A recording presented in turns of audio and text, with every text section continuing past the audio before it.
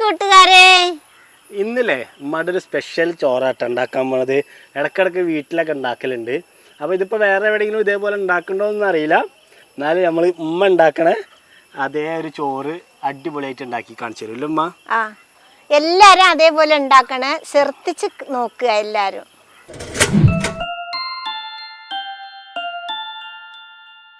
ഞാൻ അതിന് വേണ്ടി എടുത്തിട്ടുള്ളത് 2 കപ്പ് ജീരകസാല ബിരിയാണി അരിയാണ് എടുത്തിട്ടുള്ളത്. ഇനി നമുക്കിതിനെ കഴുകി ഒരു 20 മിനിറ്റ് കുതിരാനിടാം. ഇതിനി ഇവിടെ ഇരിക്കട്ടെ. ഇനി നമുക്കത് ഉണ്ടാക്കാൻ വേണ്ടിയിട്ട് കത്തിച്ച അടുപ്പിലൊരു കുക്കർ വെച്ച് കൊടുക്കാം. ഇനി ചൂടായ കുക്കറിലേക്ക് ഒരു 3 ടേബിൾ സ്പൂൺ വെളിച്ചെണ്ണ ഒഴിച്ചു കൊടുക്കാം.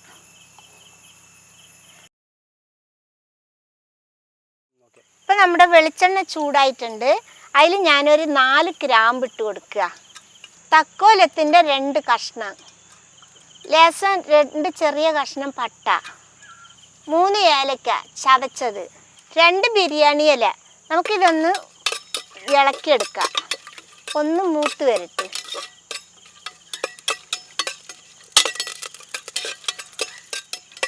ഇപ്പോൾ ഈ മസാലകളൊന്ന് മൂത്തിട്ടുണ്ട്. ഇനി ഇതിലേക്ക് 4-5 വെളുത്തുള്ളിയും 1 ചെറിയ കഷ്ണം ഇഞ്ചിയും ചതച്ചതിട്ട് കൊടുക്കാം. അതിൻ്റെ പച്ചമണമൊക്കെ ഒന്ന് മാറി വരട്ടെ. ഇപ്പം നമ്മുടെ ഇഞ്ചിയുടെയും വെളുത്തുള്ളിയുടെയും പച്ചമണമൊക്കെ മാറിയിട്ടുണ്ട്. ഈ സമയത്ത് നമുക്ക് ഉള്ളി ഇട്ട് കൊടുക്കാം. ഞാനിവിടെ മീഡിയം സൈസിൽ 2 ഉള്ളി കുറച്ച് ചെറുതായിട്ട് നീളത്തിൽ അരിഞ്ഞിട്ടുണ്ട് കേട്ടോ. അതിട്ട് കൊടുക്കാം. അതിൻ്റെ കൂടെ തന്നെ 2 കുഞ്ഞ് പച്ചമുളക് അതും ഇട്ട് കൊടുക്കാം. പച്ചമുളക് എരിവുള്ളതാണെങ്കിൽ 1 എണ്ണം ഇട്ടാൽ മതിയേ. ഇത് എരിവില്ലാത്തതുകൊണ്ട് ഞാൻ 2 ചെറിയ പച്ചമുളക് എടുത്തിട്ടുണ്ട്. ഉള്ളിയൊക്കെ ഒന്ന് വാടി വരട്ടെ. ഇപ്പോൾ കണ്ടില്ലേ മക്കളെ, നമ്മുടെ ഉള്ളി ഒരു ബ്രൗൺ കളറായി വന്നിട്ടുണ്ട്. ഈ സമയത്ത് നമുക്കിതിൽ ഞാൻ 2 മീഡിയം സൈസ് തക്കാളി എടുത്തിട്ടുണ്ട്. അതിട്ട് കൊടുക്കാം. ഇത് തക്കാളി നന്നായിട്ടൊന്ന് വെന്ത് ഉടഞ്ഞു വരട്ടെ. ഈ തക്കാളിയൊക്കെ നന്നായിട്ട് വെന്ത് ഉടയണവരെ ഇളക്കിട്ട അപ്പോഴാണ് ഈ ചോറിന്റെ ടേസ്റ്റ് പ്രത്യേകം നമുക്ക് അറിയാൻ പറ്റുന്നത്. കഷ്ണമില്ലാതെ ആക്കണല്ലേ. ഇപ്പൊ നമ്മുടെ തക്കാളിയൊക്കെ വെന്ത് നന്നായിട്ട് ഉടഞ്ഞിട്ടുണ്ട്, കണ്ടില്ലേ. ഇനി നമുക്ക് ഈ സമയത്ത് ഇതിൽ മുട്ട ഒഴിച്ചു കൊടുക്കണം. ഇതൊക്കെ നമുക്കൊന്ന് ഒതുക്കി സൈഡിലേക്ക് വെച്ച് കൊടുക്കാം. അപ്പൊ മുട്ട ബിരിയാണി അമ്മ? മുട്ട ബിരിയാണി അല്ല, മുട്ട പോലത്തെ ഒരു ബിരിയാണിയാ. മുട്ട പോലത്തെ ബിരിയാണിയാ? മുട്ട ബിരിയാണി പോലത്തെ ബിരിയാണി അല്ലേ? ഞാനിവിടെ ചെറിയ കോഴിമുട്ടയായ കാരണം 4 എണ്ണം എടുത്തിട്ടുണ്ട്. വലിയ കോഴിമുട്ടയാണെങ്കിൽ 3 എണ്ണം എടുത്താൽ മതി കേട്ടോ. 2 കപ്പ് അരിക്ക് 3 മുട്ടയാണ് കണക്ക്. നമ്മളെ നാടൻ കോഴിമുട്ട അല്ലേ?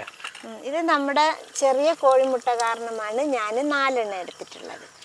ആ മുട്ടയൊക്കെ ഒന്ന് വെന്ത് വരട്ടെ. അതുവരെ നമുക്ക് കത്തിച്ചു കൊടുക്കാം. ചെറുതായിട്ട് വേണമെങ്കിൽ ഒന്ന് മൂടി വെക്കാം.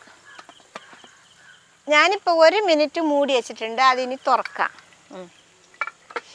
ഇപ്പോൾ കണ്ടില്ലേ, മുട്ടയുടെ വെള്ളയൊക്കെ വെന്തിട്ടുണ്ട്. അപ്പോൾ നമുക്കിനി ഒന്ന് ഇളക്കി കൊടുക്കാം. ഇളക്കിയിട്ട് ഈ ഉണ്ണിയൊക്കെ ഒന്ന് നന്നായിട്ട് മസാലയിൽ കിടന്ന് വേകട്ടെ. അല്ല, കഷ്ണം കഷ്ണം പോലെ ആവണം അമ്മ.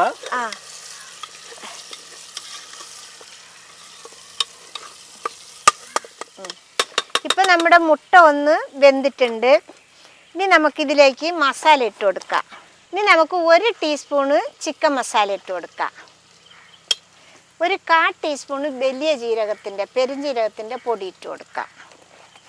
1 ഇല്ലി കരിവേപ്പില 2-3 ആയിട്ട് മുറിച്ചിട്ട് ഇട്ട് കൊടുക്കാം. ഇനി നമുക്ക് ഈ മസാലയൊക്കെ ഒന്ന് ഇളക്കാം. നമുക്ക് കോഴിമുട്ടയും മസാലയും ഉള്ളിയൊക്കെ പാടൊന്ന് മിക്സാക്കിയിട്ട് എടുക്കാം.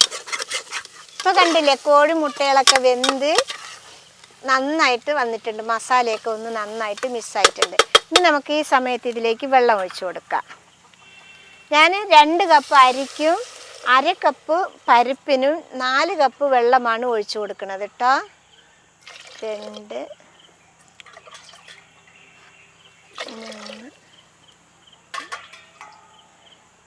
4. നമ്മൾ സാധാ ബിരിയാണി ഉണ്ടാക്കുമ്പോൾ 1 കപ്പ് അരിക്ക് 1.5 കപ്പ് വെള്ളമാണ് ഒഴിച്ചു കൊടുക്കുക. ഞാനിവിടെ 1/2 കപ്പ് പരിപ്പും കൂടി ഇതിൽ ഇട്ട് കൊടുക്കുന്നുണ്ട്. അപ്പോൾ പരിപ്പ് വേകാനുള്ളത് 1 കപ്പ് വെള്ളമാണ്. അപ്പോൾ ആകെ മൊത്തം ഞാൻ 4 കപ്പ് വെള്ളമാണ് ഇതിൽ ഒഴിച്ചു കൊടുത്തിട്ടുള്ളത്. ഇനി നമുക്ക് ഇതിൽ പാകത്തിനുള്ള ഉപ്പിട്ട് കൊടുക്കാം. നന്നായിട്ടൊന്ന് ഇളക്കാം. മുട്ടയിൽ ഉപ്പിട്ട് കൊടുക്കാത്തത് മുട്ടയിലും വെള്ളത്തിലും ഉപ്പിട്ട് കൊടുത്താൽ കൂടിപ്പോവും. അതുകൊണ്ടാണ് ഞാൻ മുട്ടയിൽ ഉപ്പിട്ട് കൊടുക്കാതെ വെള്ളത്തിൽ ഉപ്പിട്ട് കൊടുക്കുന്നത് കേട്ടോ. അപ്പോൾ നമുക്ക് പാകത്തിന് നോക്കാൻ പറ്റും. ഇനി വെള്ളം ഒന്ന് തിളച്ച് വരട്ടിട്ടാ. ഇപ്പോൾ കണ്ടില്ലേ മക്കളെ, വെള്ളം നന്നായിട്ട് വെട്ടി തിളച്ച്. ഇത് നമുക്ക് ഈ സമയത്ത് ഇതിലേക്ക് കഴുകി വൃത്തിയാക്കി വെച്ച 1/2 കപ്പ് പരിപ്പിട്ട് കൊടുക്കാം. ഇനി നമുക്കിതൊന്ന് ഇളക്കി കൊടുക്കാം. ഇനി ഒന്നുകൂടി ഇതൊന്ന് തിളക്കട്ടെ. ഇപ്പം പരിപ്പിട്ടിട്ട് നന്നായിട്ട് തിളച്ച് വന്നിട്ടുണ്ട്. ഇനി 1 മിനിറ്റ് കൂടി തിളച്ച് വേവിച്ചെടുക്കാം. ഇനി നമ്മൾ കഴുകി 20 മിനിറ്റ് കുതിർത്തി വെച്ച അരി ഇതിലേക്ക് ഇട്ട് കൊടുക്കാം.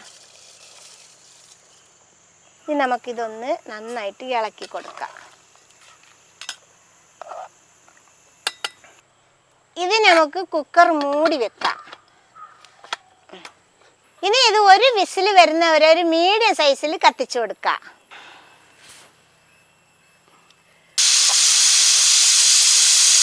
ഇതിലിപ്പോൾ 1 വിസിൽ വന്നിട്ടുണ്ട്. ഇനി നമുക്ക് ഇതിൻ്റെ ഗ്യാസ് പോണത് വരെ ഇറക്കി വെക്കാം.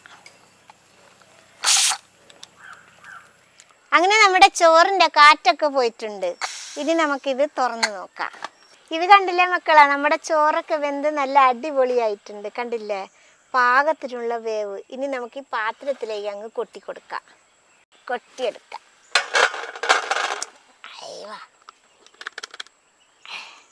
നല്ല മണമുണ്ട്. മഞ്ഞ മണം പറയുമ്പോൾ നെയ്യൊന്നും നമ്മൾ ഉപയോഗിച്ചിട്ടില്ല അല്ലേ? ഇത് നെയ്യ് ഇഷ്ടമില്ലാത്തവർക്ക്, ഇറച്ചി ഇഷ്ടമില്ലാത്തവർക്കൊക്കെ അടിപൊളി ചോറാണ് കേട്ടോ. ഇത് കണ്ടില്ലേ മക്കളെ, നമ്മുടെ ചോറ് അടിപൊളിയായിട്ട് വന്നിട്ടുണ്ട്. കണ്ടില്ലേ, പരിപ്പും അരിയും ഒപ്പം വെന്തിട്ടുണ്ട്.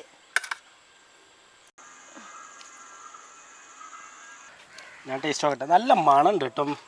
ഇതേ നല്ല മണമുണ്ട് സത്യം പറഞ്ഞാൽ. ചൂടുണ്ടോ?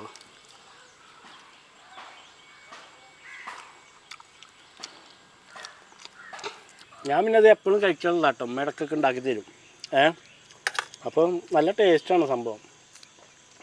പരിപ്പ് നെയ്ച്ചോറിൻ്റെ അരിയും ബിരിയാണി അരിയൊക്കെ ഇട്ടിട്ട് സൂപ്പറാണ്. ഇത് എല്ലാവരും ഉണ്ടാക്കി നോക്കണം. 1 പ്രാവശ്യമെങ്കിലും ഉണ്ടാക്കി നോക്കണം. ഇഷ്ടപ്പെട്ടാൽ സബ്സ്ക്രൈബ് ചെയ്യുക, ലൈക്ക് ചെയ്യുക, കമൻറ്റ് ചെയ്യുക, ഷെയർ ചെയ്യുക. മക്കളെ ഫോളോ ചെയ്യാനും കൂടി മറക്കരുതേ.